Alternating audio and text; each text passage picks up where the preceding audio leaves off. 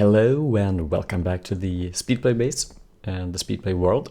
But as the last video, this is not the speedy episode, but an implementation of an old design that I did, I don't know, months ago. Last time I did the crystal growing part, and that works just fine. And I also did the charged Certus quartz thing as well. They are both part of this inventory manager, so the crystal growing and charged Certus. So that's the last video, but this time I wanted to include the processors as well, the logic, calculation, and engineering processors that I previously did in here, but I moved it on. This can be removed as well. Good.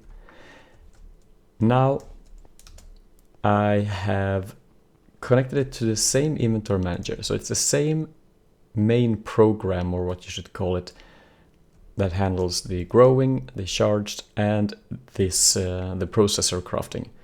So that makes it kind of tricky to do it in a good way. I wanted to use only one ME interface like this, because I have 4 spaces over there and I only need 3 for the patterns. But since I did the old programs to use, like, if there is any redstone in the chest, then throw it into the water.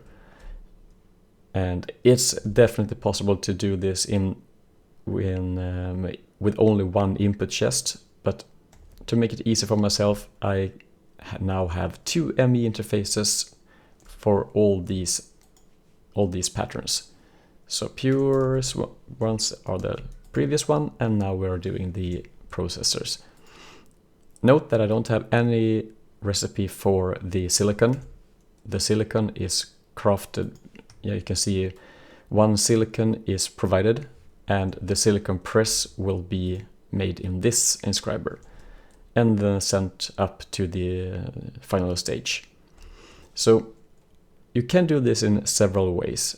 In my original design, I only had 2 inscribers, but to speed it up a little, I now have 3. You can have 2 more to make all these in separate ones. Like in the silicon, I have the silicon press at all times in this inscriber. But for the processors, I will put the press into this middle one every time, depending on which one I'm doing. And then the last step is up there. But you can of course do this to have one each. That's you only need a few more inscribers, and then you're good to go. So now if we first test this, I have no signal. I need more boosters. And now we'll let's say we have only 2 calculation processors. So let's craft like 5 more. We will need them at some point. So we need sand to make silicon. We need redstone, and we need pure Certus quartz to make the processor. So let's start this and let's take a look. In here, everything is put in. And in the lower one, we are making silicon. In the middle one, we are making the calculation circuit, or the press. You know, the circuit is called, yeah. And in the top one, we are crafting the processor itself, and everything is put back into the ME network as soon as they are finished. So it actually works quite well. So a few gold ones, perhaps we can do that. Let's see, they are thrown into the chest, and everything is going again. Now we have the logic press in here, and as soon as we are finished with the gold ones, the press will be output back to the chest. I think this is the last one. Yes, take a look at this. Finished, and both are removed, and the final processor up here, and all the presses are back in the chest. You have seen this before, perhaps. The link again is in the video description for my previous build, but it wasn't complete. It wasn't hooked up to the ME system. And it only had 2, now I have 3 to make it slightly faster. The only thing that can be improved in this design is actually to have more acceleration cards. And that's no problem for the silicon part or for the processor part. But for the printed part, where we insert the press together with their ingredients and then remove them, you have to match the let's see, we have to match the trigger interval. So I'm doing this every 6 seconds. I'm checking the chest and then put things into the inscriber, but you can speed this up a little if you have more accelerator cards, and then just have a shorter intervals. But you can try this yourself, and I'll probably do it myself at some point when I need a lot of stuff, but right now I don't need it. So let's take a look at this program. You can see we have 61 commands, but that's total for all of these. That's a crystal growing and the charge Certus part. And for the processors, I don't exactly know how many there are, but perhaps 40 or so. Quite a few. So let's start with this one, the silicon part. Let's take a look. All these are groups and all these are just normal chains. So first we have the interval. We check for every second. We check the wooden chest, not the iron chest. That's for the crystal growing part. So check the chest for silicon and, well, insert silicon if there's any, and put it into the inscriber, the closest one, to the north side, the item that we pulled in. And north side is that direction, and that means this part. So this is north and this is south, and this is up and down. And if you rotate this, your directions will be different, of course.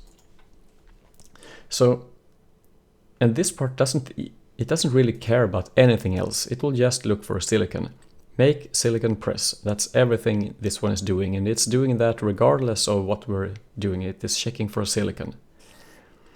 In a similar way, we are doing the logic part.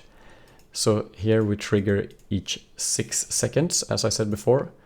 We check the chest, look for gold. If we have any gold, then true.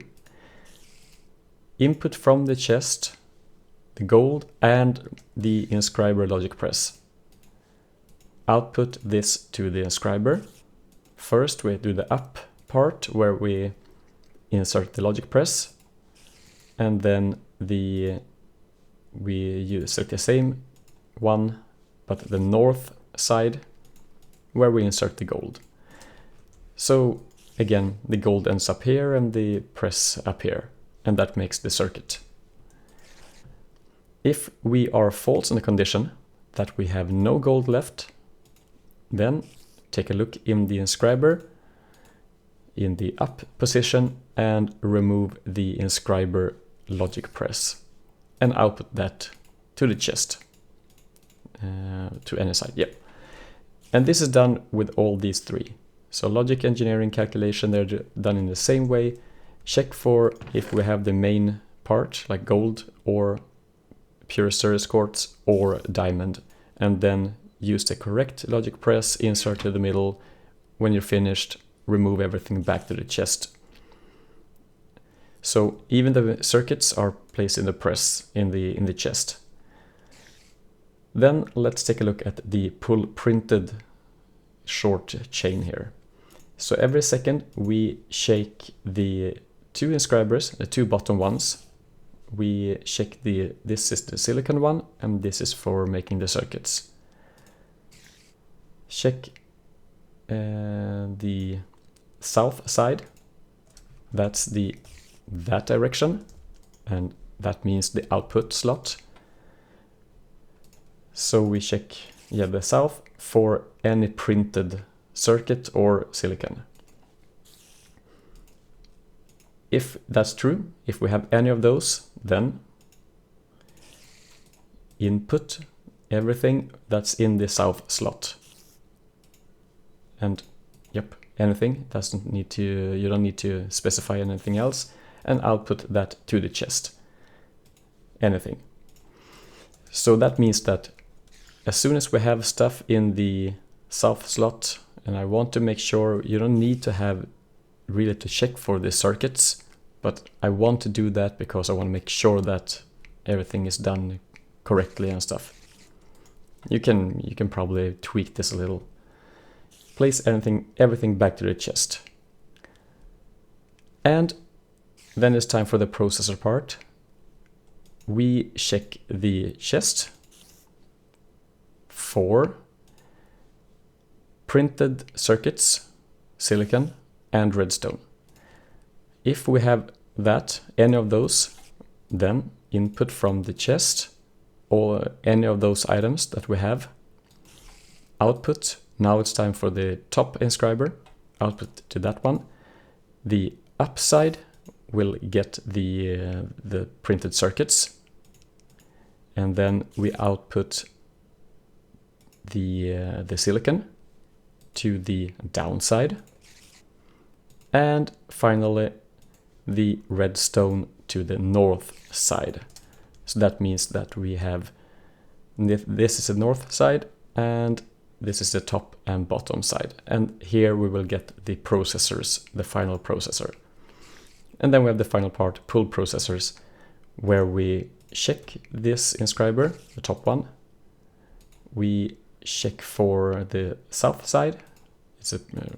It's the output slot, so to say.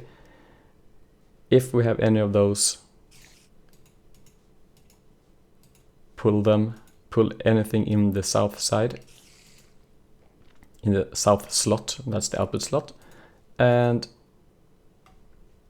place that into the ME interface, any side, and anything that you pulled. So we put things into the chest, and then the inventory manager takes care of everything and distributes the silicon down here, creates the presses, the circuits in the middle, and then the processors in the top, and then output the processor back into, well, any of those interfaces, and we get back to the system. So that's a part that I've done manually for a long time, and I was kind of getting sick of doing that by myself. I was just placing things into the hopper and doing things manually, but now when I want to expand the network even further, I really need to have that automated, and now I have. So quite convenient, and all of this, remember that we have all processors, the growing and the charge Certus, and we're only using 2 inscribers, 2 channels. And we have a spider up there, it's really annoying. So only 2 channels, and if you tweak things, you can actually do this with 1 channel only. Where's that spider? That was really annoying. They can detect me through the floor or through the ground and like aggro, but they never stop doing that. Is this? Okay, looks strange. I'll take a look at that in a moment. But anyway, that's it for this video. I just wanted to demonstrate or show how I implemented this old design in a real way, in a proper way, and you can even tweak it further. I think some of these conditions, if we have any product, I think you can remove them entirely, because we will never have anything in the south side.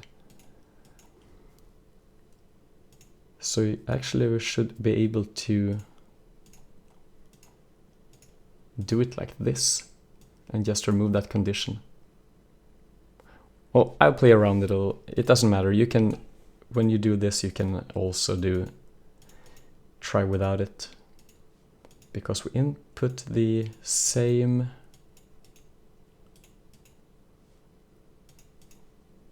Yeah, let's remove those and do like that.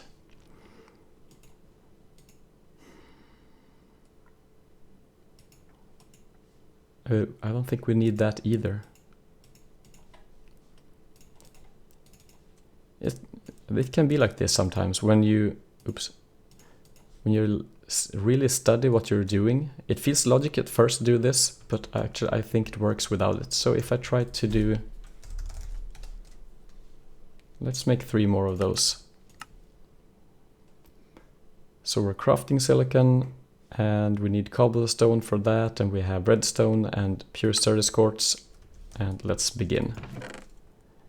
Everything ends up here. We're doing the silicon, and we're doing the printed circuit, and we're doing the final processor, and everything seems to be working fine anyway. Okay, so that's the improvement. That's a quick improvement. So this is done.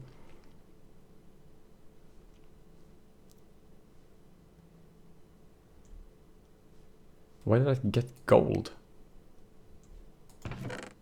Okay, a quick final note is that the reason for that strange behavior when I got some strange crafting is because the silicon recipe, when using the sag mill, and I'm using sand to make silicon, but that's only a 50% chance. But when using flint, then we get a bonus output, but it's still not really 100% chance. So some of my old recipes or crafting jobs were lagging behind. So for example, if I do, here we have 10 silicons, and let's craft 10 more. So if we go in here and take a look, now we are crafting the sand, and we are now crafting the silicon, and sometimes, like now, we are stuck at only 8. See, we only got 8 of those 10 that I ordered because of that chance. So I just need to change this to a pulverizer, I think. Because pulverizer seems to be 100%, so that's what I have to do. So no biggie, but that's the reason for that strange hiccup before. Just wanted to say that. Okay, bye again. Take care.